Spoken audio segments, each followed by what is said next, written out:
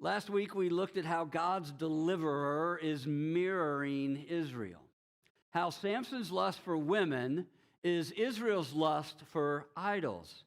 Both Samson and Israel have assimilated so much into the Philistine culture that they no longer are living as the distinct people of God.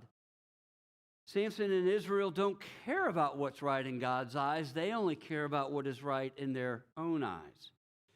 So Israel, we saw, is on the verge of becoming spiritually extinct unless God intervenes and does something about it.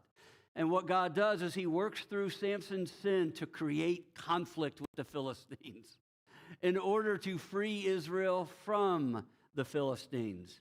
And here's a question that I want us to think about before we look at the climax of the Samson story. Is the story of Samson tragic, or is it triumphant?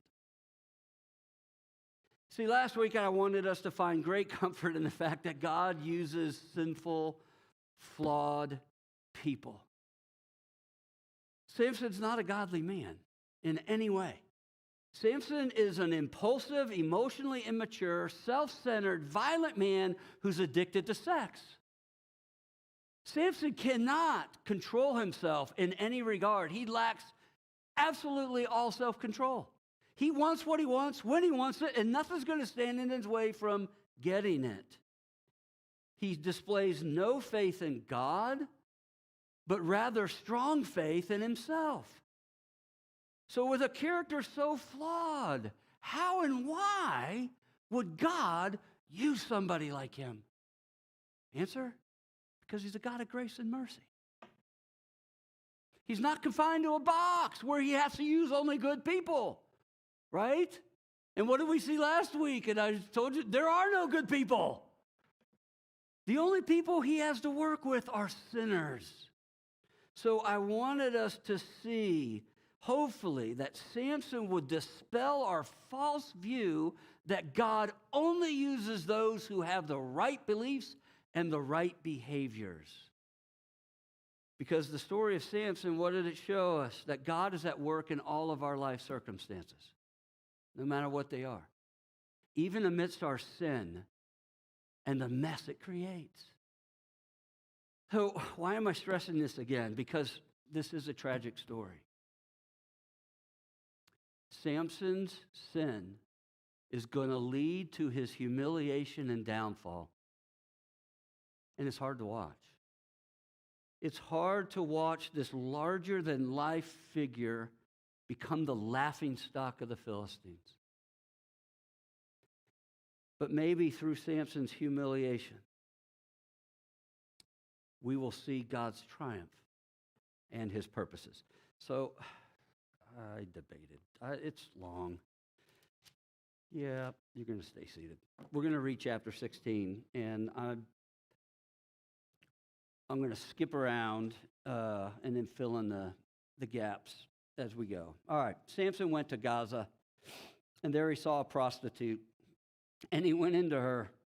And the Gazites were told, Samson has come here. So they surrounded the place. They set an ambush for him all night at the gate of the city. And they kept quiet all night, saying, let us wait until the light of the morning, and then we will kill him. But Samson lay until midnight. And at midnight he arose, and he took hold of the doors of the gate of the city and the two posts, and he pulled them up, bar and post included, and he put them on his shoulders, and he carried them to the top of the hill that is in front of Hebron. That's almost 40 miles away, just so that you know. He's going through the desert and over mountains, carrying the gates of the city of Gaza on his shoulders. And then after this, he loved a woman in the valley of Sorek, whose name was Delilah. And the lords of the Philistines came up to her and said to her, seduce him and see where his great strength lies, and by what means we may overpower him, that we may bind him to humble him. And we will each give you 1,100 pieces of silver. So Delilah said to Samson, please tell me where your great strength lies, and how you may be bound, so that one could subdue you. So he tells her a lie 3 times. She requests 3 times. But then here's what happens. Every time she would wake him up and say, Samson, the Philistines are upon you. And he would wake up, and whatever he said to her didn't work. Okay, 3 times. You think he'd get it, but he doesn't. And then verse 10, Delilah says to Samson, behold, you've mocked me and you told me these lies. Please tell me how you may be bound.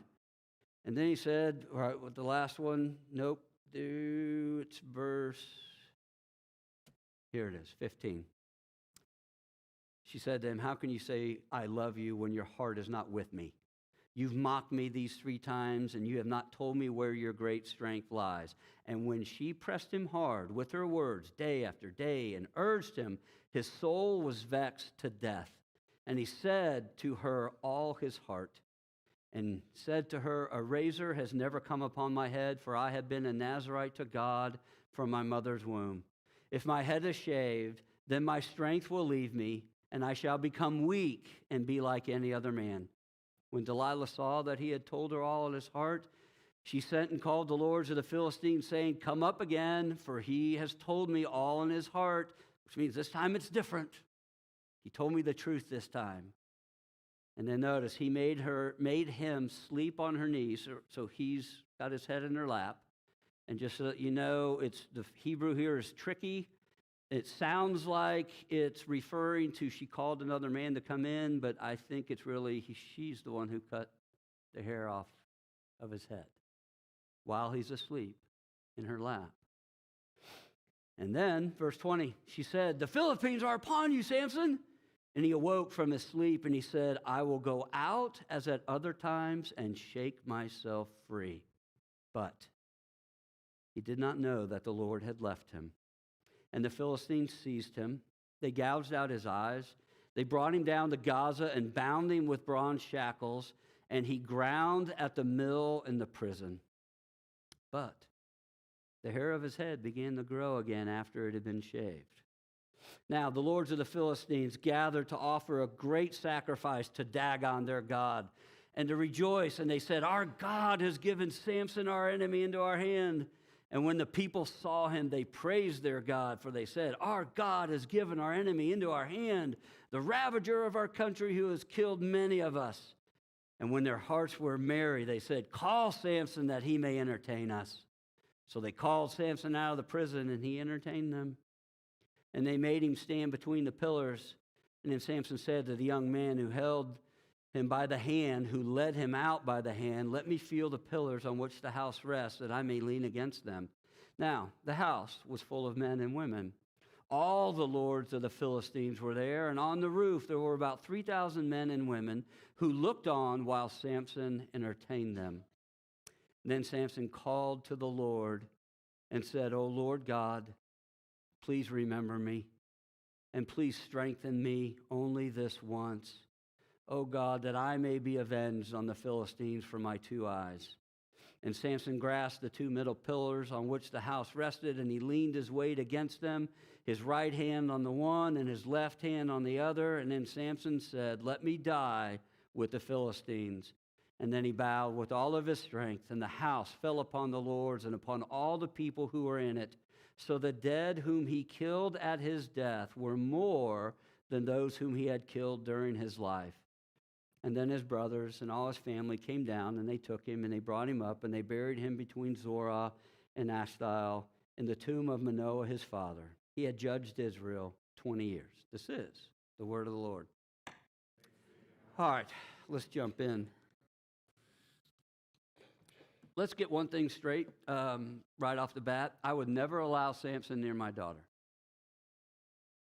Okay? But when we've been covering this story, isn't there something kind of weirdly endearing about Samson? There's something about him that causes us to want to root for him. And maybe it's, because we're somewhat familiar with the story. We know he's been set apart to be Israel's deliverer. So what do we automatically think? He's a good guy. But is he? I mean, if he's mirroring Israel, is he really the good guy? I mean, we overlook his faults, don't we? We overlook his faults because he seems so buffoonish and gullible at times. I mean, he's this larger-in-life figure.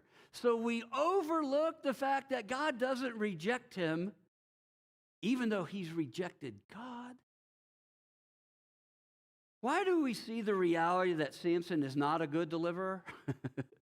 Right? He's probably the worst of any of the judges. We see he's not a good deliverer. Why? Because he in no way leads Israel to freedom, and he in no way leads Israel into obedience to God. And yet, don't we have this strange sympathy and empathy for Samson? Could it be that what we gravitate towards is the reality that he's not some mystical, made-up figure? He's a human being. A man who has superhuman strength, but who's weak just like the rest of us. See, all week I kept asking, man, why do I like this guy? And why do I find him endearing? And I think the answer lies not in his life and his superhuman feats. I think the answer lies in his death. Samson's humiliation and death shows us his humanity. And I want us to see how we get here. Look at verses 1 through 3. Where is he? Well, we find him in the arms of a prostitute. Of course we do. And notice he's been with her all day, but notice where? Where is this prostitute? Gaza. What's so significant about that? Gaza's the capital of the Philistines. It's the capital city. And what happens? Well, they find out that he's there, and they're all waiting and hiding to ambush and then kill him when he comes out. So Samson is either reckless here, or he's way overconfident. Or, because of his lust for women, he simply just doesn't care. Whichever way, I don't know, but what's happened? He's surrounded by all these men who have locked the city gates and they're waiting to kill him. And then he just gets up in the middle of the night, walks right to the entrance, grabs the doors, and in Herculean fashion rips them up, puts it on his shoulders, and carries them some 40 miles to the city of Hebron. Now, this is signaling a couple of things, isn't it? Isn't it Samson saying to the Philistines, you can't touch me. I can do whatever I want. I just ripped out your defense. You had me surrounded, thinking you're going to kill me, and you can't even touch me. But isn't it also showing Israel the power of God over his enemies? See, again, that's a fun scene, but it's not why he's endearing to us. Which leads us to the famous story with Delilah. And they have a weird relationship, don't they? And this is absolutely fascinating. I did not know this until one commentator drew attention to it. Delilah's name means weak. She makes men weak. But her name also sounds like the Hebrew word for night, darkness. And remember what Samson's name means. Son, little S-U-N. So Samson's the bringer of the day. Well, Delilah's the lady of the night who makes him weak. So right from the start, isn't it clear that they're both just using each other, though? I mean, Samson's using her for sexual favors. She's using him for possible fame and fortune, right? I mean, could you imagine the honor she would get as being the woman who brought the mighty Samson down? And then what did they say? Each of them would pay 1,100 pieces of silver. That is she'd be set up for life. So what's going on? This is not self-giving to each other. This isn't self-sacrifice, serving each other for their good. No, this is not I love you and I want to serve you. This is, no, you're going to benefit me, so I'm going to use you. And as long as you're profitable to me, I'll keep you. But when you're not, I'm going to kick you to the curb. So, I mean, I got to ask, well, not ask, can I just point out the obvious? How in the world can he be so foolish? I mean, he didn't learn with the unnamed woman from Timnah. He didn't learn with the prostitute in Gaza. And he doesn't learn with Delilah. Kind of like how Israel never learned from their idols. Israel never learned idols are not friends. Idols don't care about you. They want you to worship and serve them so they can destroy you. See, doesn't Samson's continual foolishness drive this point home? I mean, seriously. Okay, wouldn't you think if you're at your girlfriend's house and she's got a bunch of thugs in another room waiting to jump you, wouldn't you say, hey, I don't think you really care about me? Wouldn't you tune into the fact and think, you're just using me. You're trying to destroy me. 3 times this happens. So why does Samson foolishly keep believing her? Why in the world does he trust someone who is proven 3 times to be untrustworthy? Well, look at verses 15 to 17. Why in the world did he tell her all that was in his heart and give his secret away? And because he did, what happens in verses 18 through 19? She cuts off his hair while he's asleep in her lap. And then he awakes and discovers that his strength has left him. Why would Samson trust and believe in someone who has proven that they don't really care about him? So do you see what's really happening with this story? Doesn't the Samson and Delilah story show us that whatever seduces you is what takes your strength away? Whatever seduces you is what takes your strength away and makes you weak. Who here is not like Samson? Who here has not thought, I'm strong? And then you get seduced by something. And it proves just how weak you really are. You see, maybe Samson is so endearing because we know we're just like him. We identify with him. But it's hard to watch, isn't it? And then for some of us, see, we may not want to face the fact that we're just like Samson. And so if this is you, can I just say to you that you're going to miss the power in this text? You're not going to connect with it. But to see it, what do we have to do? We got to face Samson's humiliation. Did you notice that the Philistines didn't want to kill him? They wanted to capture him, not so they would kill him, but so they could make a public mockery of him. They wanted to belittle him. They wanted to shame him. They wanted to humiliate him.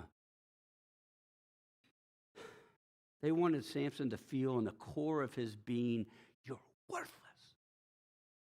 You're nobody. You're beneath me.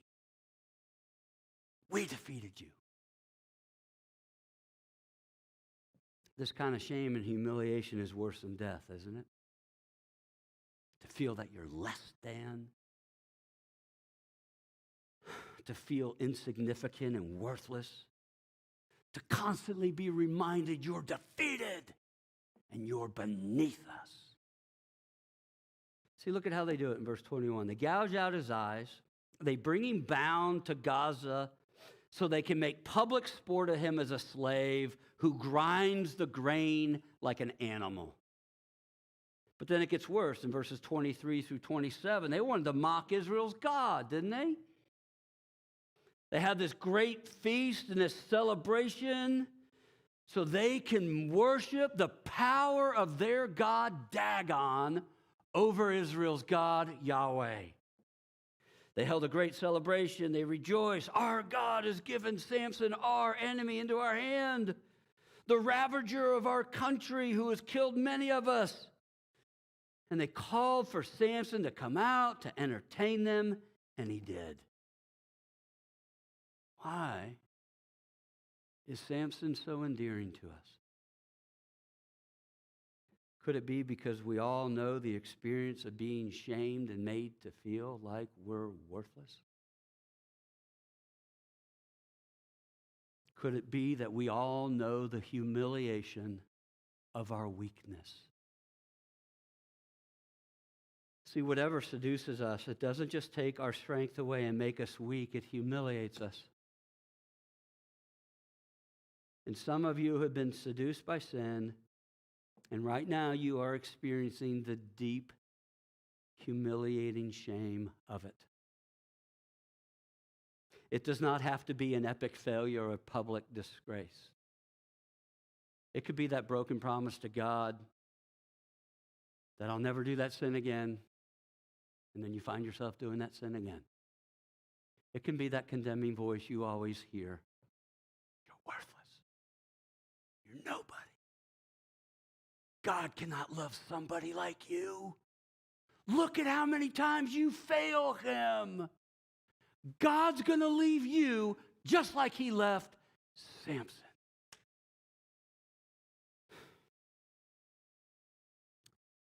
If this is you, can I say directly to you, if you are hearing a condemning or accusing voice, it's not God's. It's not God's. It's the voice of God's enemies.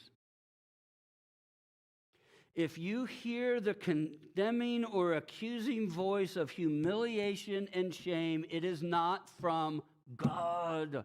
It is from sin. It is from your flesh. It is from the devil. All are acting and treating you like the Philistines are treating Samson. And I'm going to come back to that later.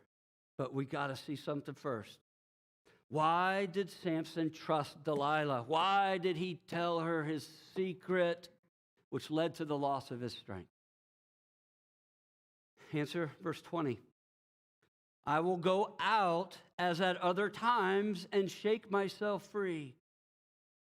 But he did not know that the Lord had left him. See, Samson didn't believe that the cutting of his hair would actually take away his strength. He has relied so many times on his strength that he thinks, I can never lose it. I will always have it. See, Samson thinks his strength is his own.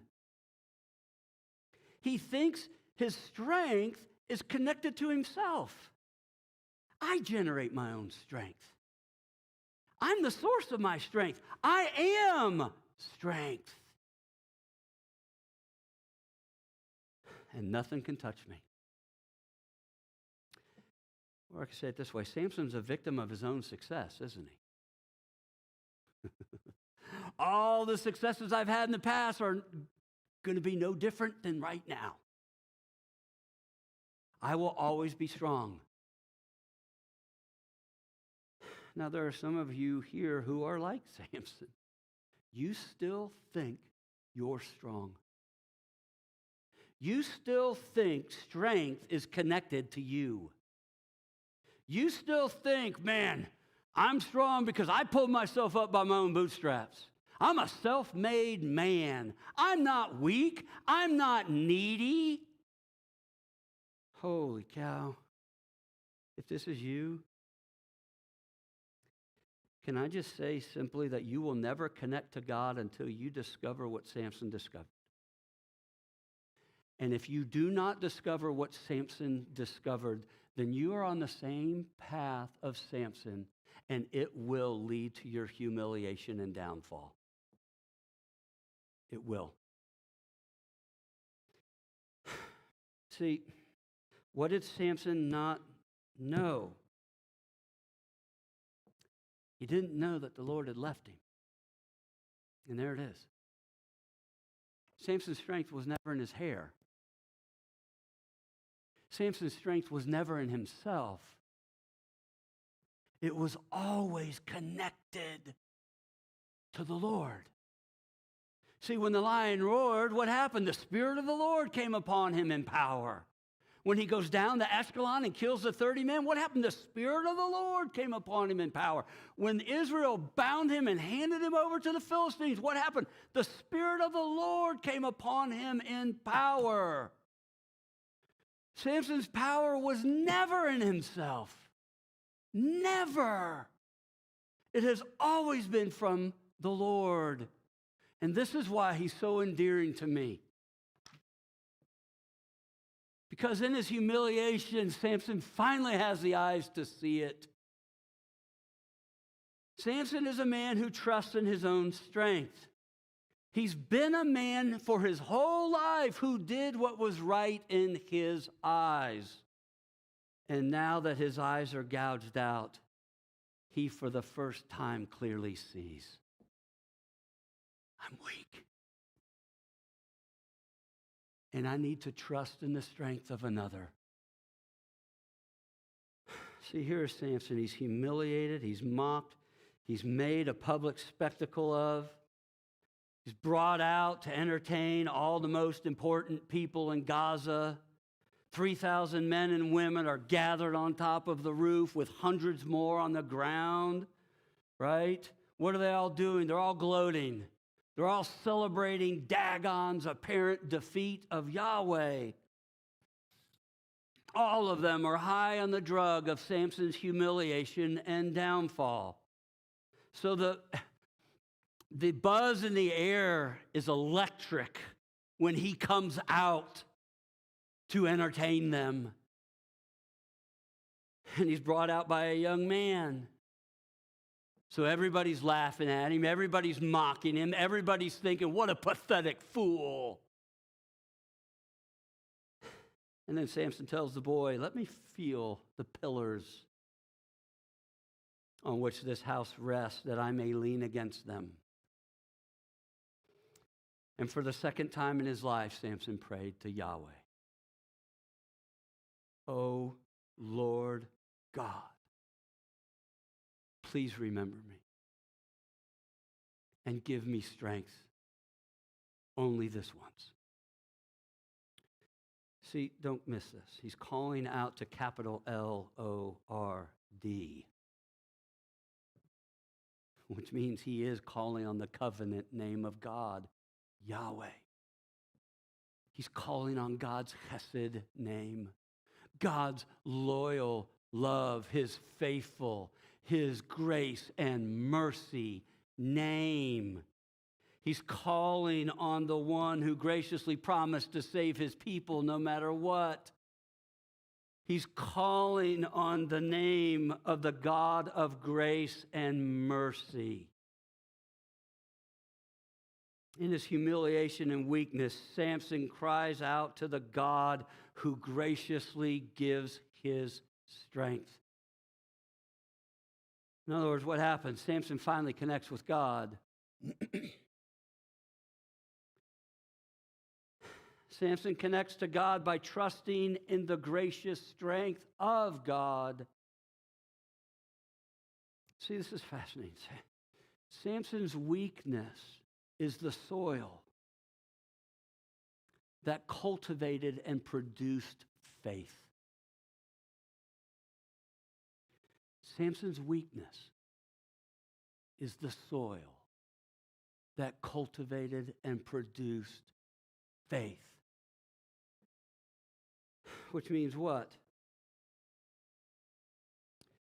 With his eyes gouged out, Samson finally saw his need for God. In his humiliation and weakness, he cried out to the God of strength, which means Samson finally stopped trusting in his own strength. And now he's resting in God's strength. Oh, Lord God, please remember me. Samson has been humbled so low that he knows he's easy to forget. Right? He doesn't deserve for God to remember him or even consider him. Samson now has the eyes to see it's a grace strength. I can't generate this on my own. I don't deserve it. I can't earn it. And I'm resting that God will freely give it. In other words, Samson finally trusts in God. And look what happens in verse 30. We're told, with his hand against the pillars, he bowed with all of his strength, and the house fell upon the lords and upon all the people who were in it. So the dead whom he killed at his death were more than those he had killed in his life, which means the most important moment in Samson's life is his death. The most faithful moment in Samson's life was his death. See, Samson did not deliver Israel in his life. He delivered Israel in his death. See, all throughout Judges, God saves by many, right? At the very beginning, when the tribes united, God saved. And then with Deborah and Barak, he saves with thousands. And then with Gideon, he saves with 300. Here with our last judge, he saves with one. One.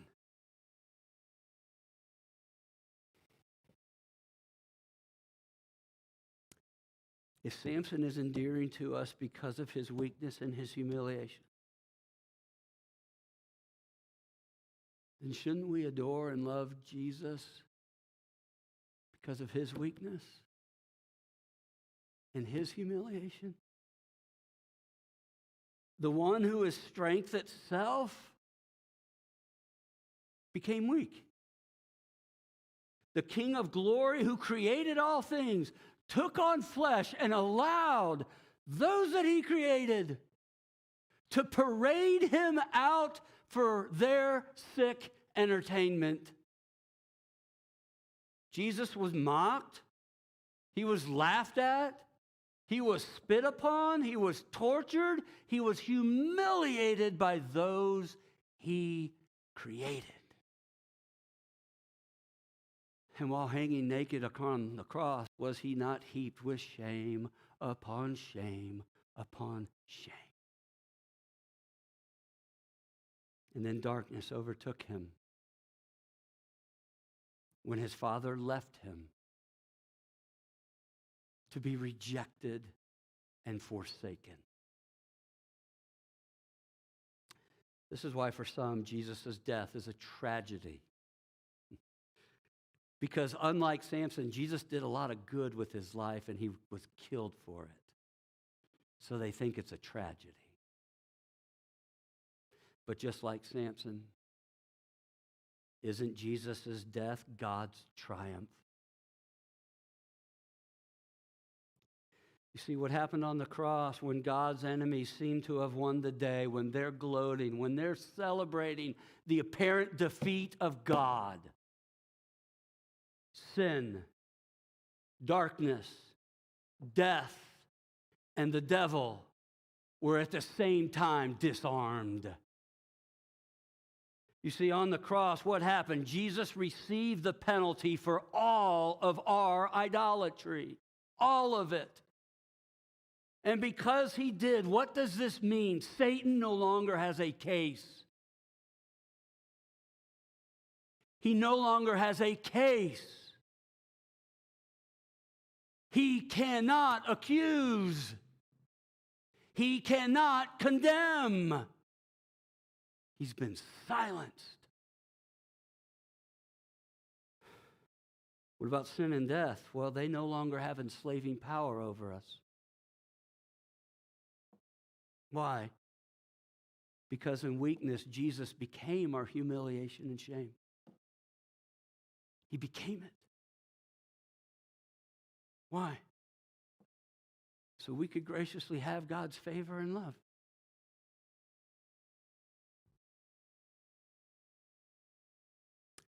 Are you still blind like Samson? Or do you have the eyes to see? Do you want to connect with God? Then embrace your weakness and trust in the strength of Jesus. In humility, cry out, "Oh God, remember me. Oh God, forgive me. Oh God, strengthen me with your Spirit. Oh God, save and deliver me from what my sins deserve." Or I could say it the way the writer of Hebrews says, what more can I say about Samson? He was made strong through weakness. Amen.